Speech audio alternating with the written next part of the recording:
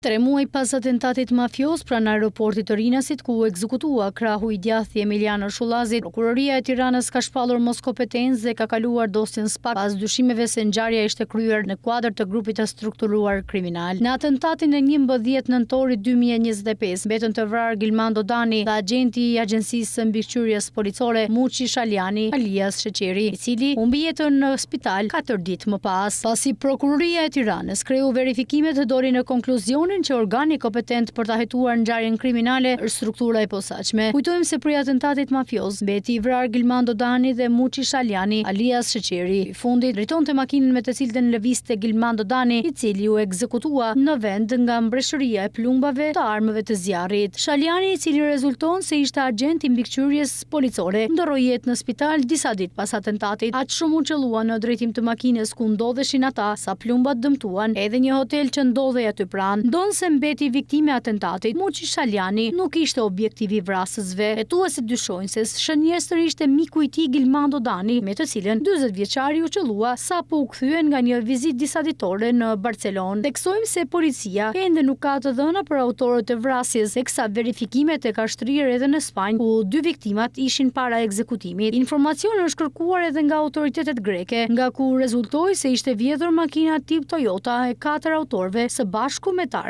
cilët u dogjën në fshatin Halil pas ngjarjes. Rreth 5 kilometra nga ky vend, policia gjeti dhe sekuestroi një arsenal armësh në banesën e Yzit Llizallës nga fushkruja. Donë se ky i fundit po hetohet nëse ka lidhje me atentatin. Burime pranë policisë kanë bërë me dije se deri më tani nuk ka asnjë provë që implikon 48 vjeçarin në vrasjen e Gilmando Dani dhe mikut të tij Muçi Shaliani.